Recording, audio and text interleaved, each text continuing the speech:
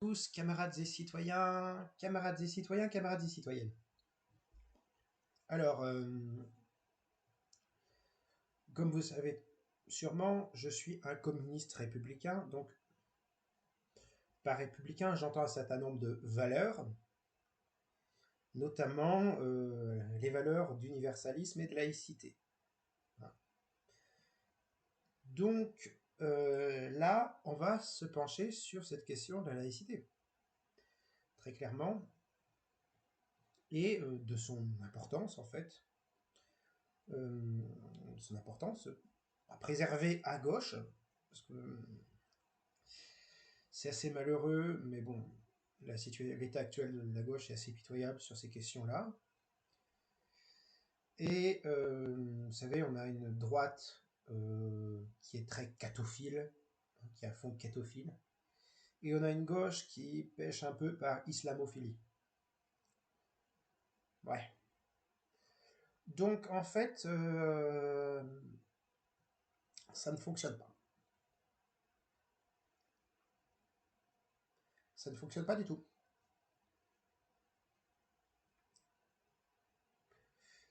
Donc, qu'est-ce qu'on peut en dire ensuite? Eh bien, c'est non seulement c'est une trahison des principes pour ce qui est de la gauche qui habituellement bouffait du curé, hein, historiquement, et qui pourrait faire la même chose avec n'importe quelle religion, hein. On peut tout autant bouffer de l'imam que du curé, c'est la même chose, à savoir un gourou religieux, hein. Quand on est normalement de gauche, en tout cas pour ce qui est des marxistes, on devrait être capable de dire très clairement que la religion est l'opium du peuple, ce qui est la position marxiste standard, hein, c'est de dire très clairement les choses, hein, la religion est l'opium du peuple. Et donc, on pêche par manque de laïcité à gauche. Donc c'est non seulement une trahison sur les principes, mais c'est politiquement assez peu pragmatique que de vouloir dire à fond qu'on va être dans que vouloir être dans une islamophilie aveugle à gauche.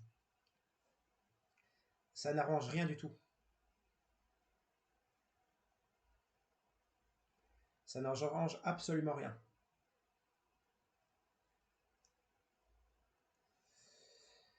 Et donc, nous allons embrayer cette question-là avec les chiffres. Parce que, vous savez, je suis matérialiste et j'aime bien connaître les faits. Bon, le fait que je n'ai jamais vu Dieu en personne fait que je ne peux pas défendre ce genre d'insanité qu'est la croyance en une divinité. Hein, il me faudrait des preuves pour ça. Là, je vous parle de mon athéisme. Mais là, je vais vous parler vraiment politique, plutôt que philosophie ou croyance personnelle. Là, je vais vous en donner des chiffres. Alors, je vais vous donner les chiffres de l'INSEE sur la question. Bon, il date un peu parce que c'est tous les 5 ans qui se renouvellent les chiffres. Donc dans un an, ça sera différent. Eh bien, c'est les chiffres de 2019-2020, ces chiffres que je vais vous donner là. Eh bien, en France, selon les statistiques de l'INSEE, 51% de la population entre 18 et 59 ans est déclarée sans religion.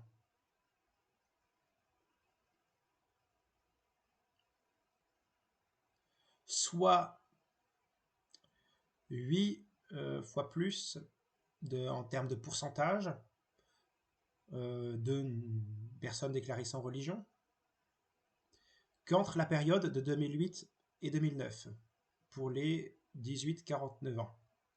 Bon, oui, ils n'ont pas fait les mêmes tranches d'âge. Bon, ce qui signifie juste une chose en fait. Il est suicidaire pour un parti politique voulant faire des voix de miser sur des communautés religieuses. C'est non tellement une trahison des principes pour ce qui est de la gauche, des principes républicains sur lesquels elle se base, que défendre des communautés religieuses, mais c'est aussi suicidaire politiquement parce que le taux de croyance baisse.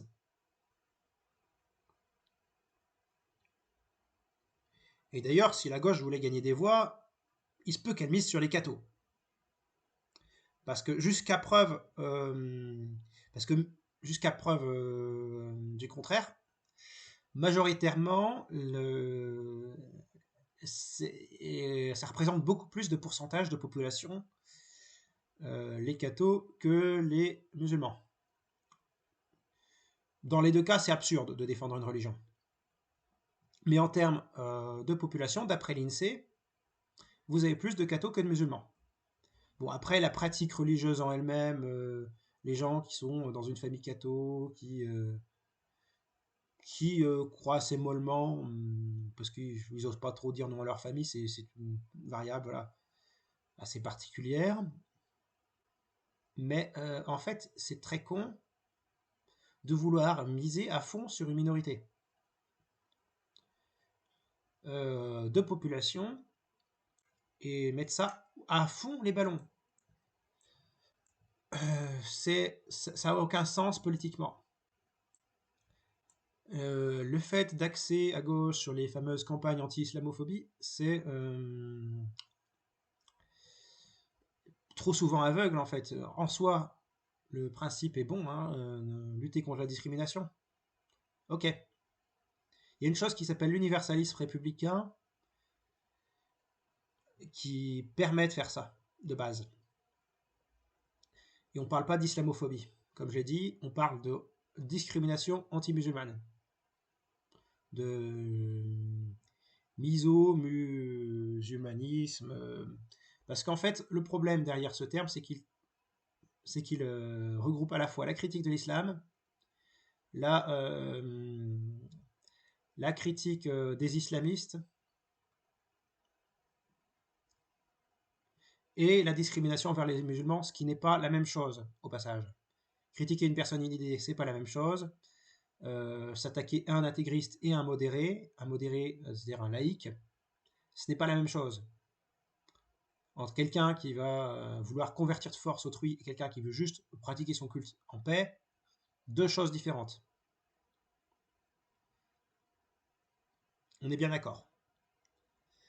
Mais aujourd'hui, on a une gauche qui n'est pas capable sur la question de réfléchir. Elle va juste se casser la gueule en termes électoraux. Le calcul électoral est très mauvais. En plus d'être moralement inacceptable, c'est mauvais sur le plan électoral. On peut espérer que la droite, ça soit un mauvais calcul pour elle, parce que les sornettes des curtons, ça fait chier tout le monde. Hein, les sornettes des curtons, je vois pas ce que ça a de vendeur politiquement, en fait. D'ailleurs, ça dépolitise en tout cas, ça enlève du sérieux en politique, le folklore religieux.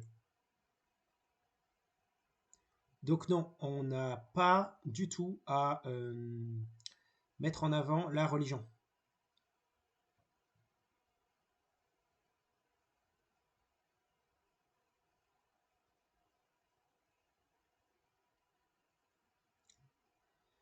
Donc voilà, donc ces chiffres-là viennent de l'INSEE. Bon, ces chiffres-là sont dans le cadre d'une étude sur l'immigration.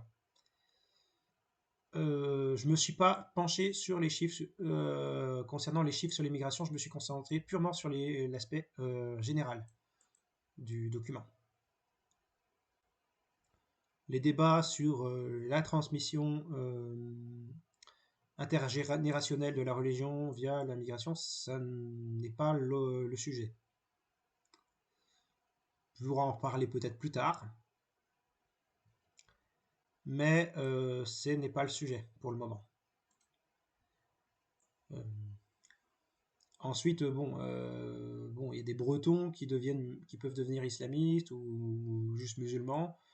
Vous pouvez avoir des conversions dans l'islam qu'il faudrait protéger au passage. Il faudrait protéger les apostats de l'islam aussi parce qu'il y en a qui ramassent pas mal sur la gueule.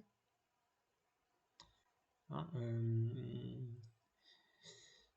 ou du christianisme aussi, il y en a qui n'osent pas forcément. Il y a des cas très variés hein, dans le cas des déconversions religieuses. Mais c'est important de se rendre compte que les religions font... ces 49% de la population restant n'ont pas à dicter leurs lois, leur petit avis aux 51 autres pourcents. Le recul de la religion, c'est une bonne chose. C'est le recul d'un idéalisme philosophique. Si la religion recule, il faut espérer il faut espérer cela, parce qu'en fait, il faut que la population puisse raisonner de façon plus matérialiste. Ainsi, elle pourra acquérir une meilleure conscience de classe. C'est très clair. La religion est l'opium du peuple, je le répète. La religion est anti-scientifique. La religion est une absurdité en soi. Les gens ont le droit de croire en ce qu'ils veulent, mais il n'est pas acceptable que la religion ait de l'influence sur la vie politique et sociale. Voilà. Sur la vie politique, en tout cas. La vie sociale, c'est un peu plus complexe. Mais on peut difficilement séparer le politique et le social, cela dit. Ça, c'est tout l'enjeu auquel la gauche n'est pas préparée, c'est elle conçoit très bien que le politique et le social sont liés. Par contre, elle n'ose pas le dire qu'en religion, que pour ce qui est de la religion, il y a ce problème-là. Ensuite,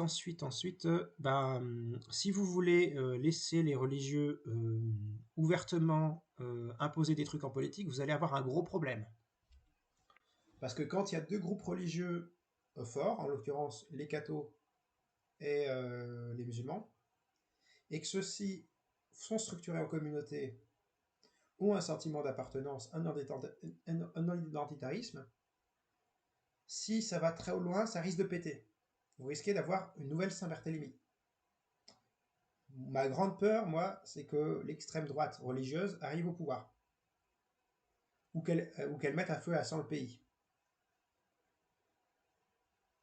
Elle ne ferait pas aujourd'hui par la majorité, mais elle serait suffisamment insidieuse pour infiltrer les partis politiques et pour pousser les gens à ne pas réagir à la violence qu'elle peut produire, cette extrême droite religieuse.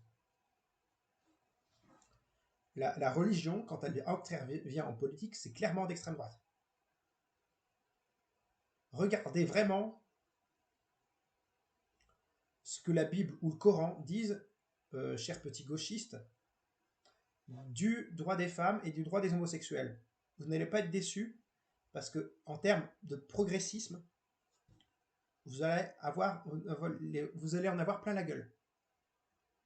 Ni le christianisme, ni le judaïsme, ni l'islam ne sont progressistes sur le droit des femmes et le droit des homosexuels. C'est clair, net et précis. Donc les féministes pro-voile qu'on a aujourd'hui me font bien marrer. On a eu quand même les affaires avec les disputes entre nos féministes occidentales et les féministes iraniennes qui, elles, se battaient pour ne plus avoir le port du voile.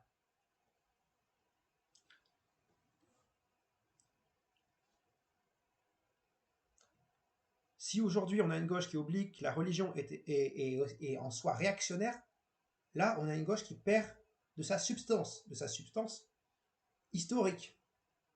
Historiquement, la gauche est anticléricale, laïque et bouffe du curé. Elle peut le faire avec n'importe quelle religion. Il y a des pays où il y a une extrême droite catho ou protestante, d'autres où c'est une extrême droite islamiste. On pourrait parler d'Israël où c'est une extrême droite juive, avec tout le particularisme d'Israël, qui est fondé sur un nationalisme, dans lequel il y a un nationalisme religieux. Quand il y a un nationalisme religieux, généralement, c'est que ça sent pas bon, politiquement. Et en France, il faut absolument éviter ça.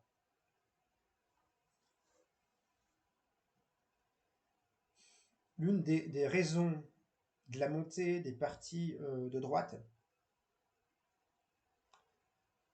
pas la seule, malheureusement, ça a été cette tendance à la mollesse vis-à-vis des intégristes religieux. La population n'a pas envie qu'on lui impose des choses au nom d'un groupe religieux, et y compris des choses violentes ou réactionnaires. Surtout que c'est une bêtise absolue de la part de la gauche. La gauche n'est pas censée défendre les religions. Elle est censée les combattre. Ou en tout cas combattre leur influence. C'est clair? Les religions sont en soi, de 1, des systèmes philosophiques idéalistes, de 2, des marqueurs identitaires, des groupements identitaires, de 3, rattachés à une tradition, à une forme de traditionnalisme qui n'a pas grand-chose à voir avec le progressisme 2.0 ni avec le progressisme tout court.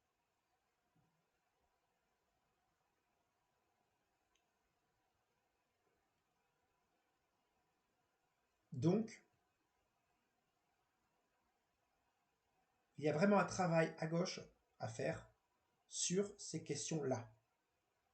Pourquoi la gauche est en train de se suicider? Parce qu'elle n'est plus laïque comme avant. Ça, c'est un élément de réponse. 51% de la population est déclarée sans croyance. Est-ce que c'est athée? Je ne sais pas. En ce qui me concerne, moi, je suis athée. Moi, je suis athée, j'ai aucun problème avec le fait qu'une personne croit en une religion, mais ça n'a aucune incidence à avoir en politique, en fait. On parle par exemple d'athéophobie, d'islamophobie. On pourrait parler, il y en a certaines personnes parlent d'islamophobie, de christianophobie. Pourquoi ne parle-t-on pas de l'athéophobie de certains réactionnaires religieux? Ils haïssent les athées, ils haïssent les incroyants en les déclarant sans âme, les déclarant comme des mécréants, comme des gens à éliminer, clairement, physiquement. D'abord avec des persécutions morales et ensuite avec des violences physiques chez les intégristes religieux. Et on laisse faire ça. À gauche, on devrait faire prévaloir une vision très anticléricale de la religion. Alors évidemment, je ne dis pas de faire un truc à la Hoxha. En revanche, il faut faire un truc où il n'y a aucune ambiguïté sur la séparation du religieux et du politique.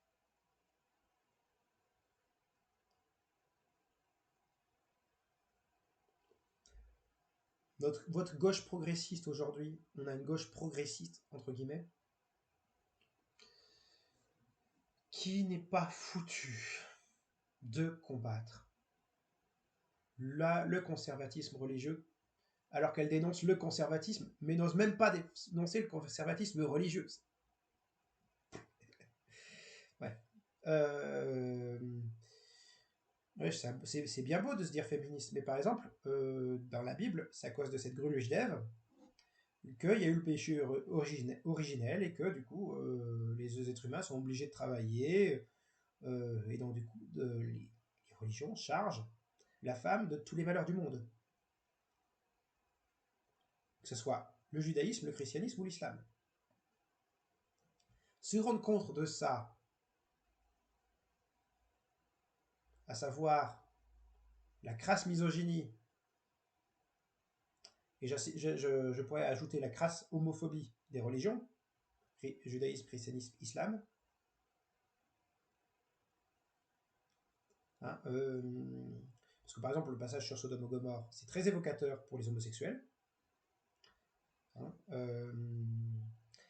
eh bien, se rendre compte de ça, est-ce que c'est un réactionnaire qui veut être antisémite, raciste envers les musulmans ou persécuter du chrétien? Non. C'est se rendre compte de ce qu'il y a écrit dans ces bouquins.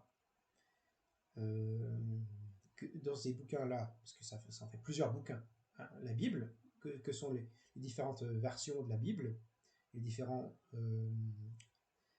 parties de la Bible, et différentes versions, parce que d'ailleurs la Bible, le Coran, il n'y a pas une seule version du texte, il y en a eu plusieurs dans l'histoire qui ont évolué au cours des siècles. Hein. Le littéralisme, c'est une bêtise de la part des religieux, au passage. Eh bien, il n'y a pas... se rendre compte de ça, en quoi c'est réactionnaire? De se rendre compte de la réalité matérielle, de la réalité sociale, la réalité historique, sociale, matérielle. Se rendre compte de la réalité tout court.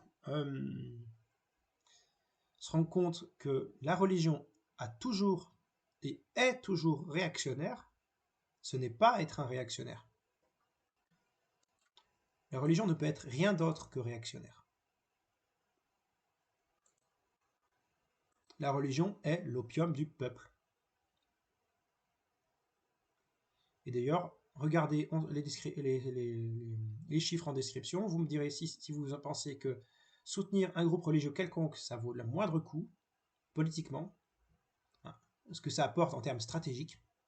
Si en termes moral, vous n'êtes pas d'accord avec moi, vous pouvez vous poser la question sur le plan stratégique.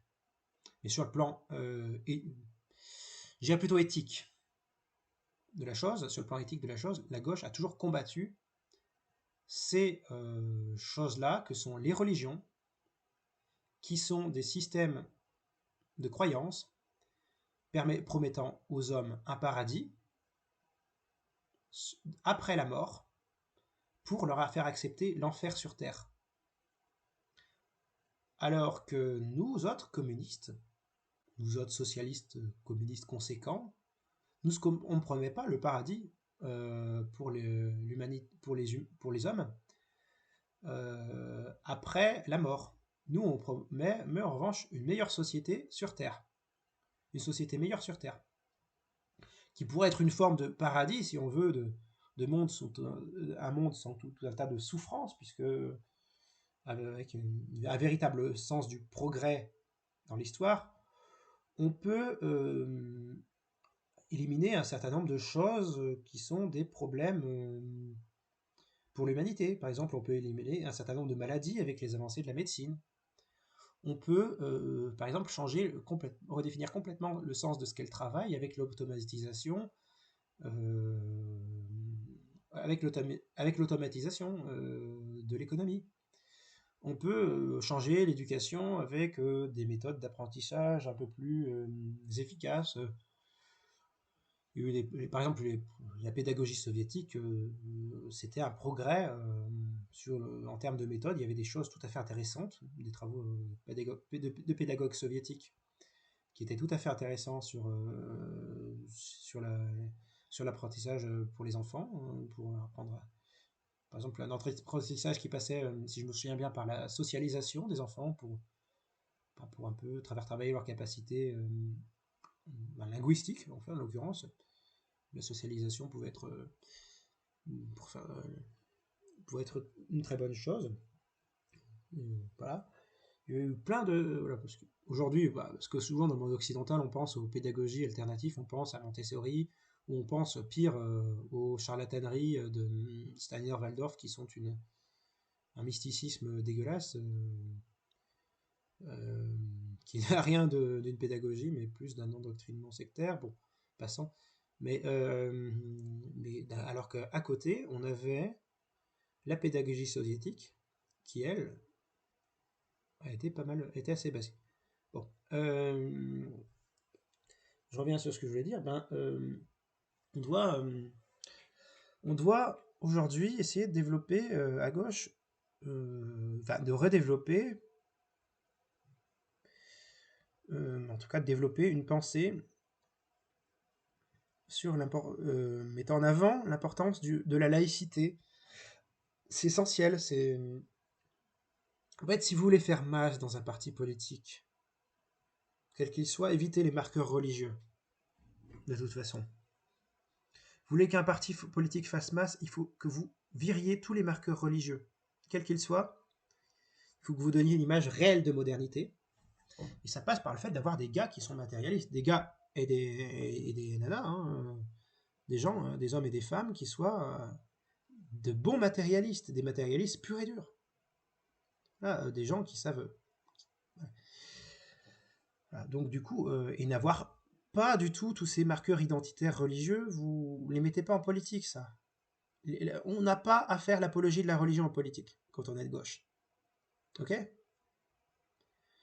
Et les traditions religieuses. Putain, qu'est-ce que ça fait en politique? Ça n'a rien à foutre en politique, ça. Voilà. Bon, sur ce petit épisode, enfin petit, c'est un développement assez important que je voulais faire depuis un moment. Je vous souhaite, camarades et citoyens, camarades et citoyennes, de bien prendre soin de vous. Raison d'égalité, nous vaincrons. Allez, ciao, les amis.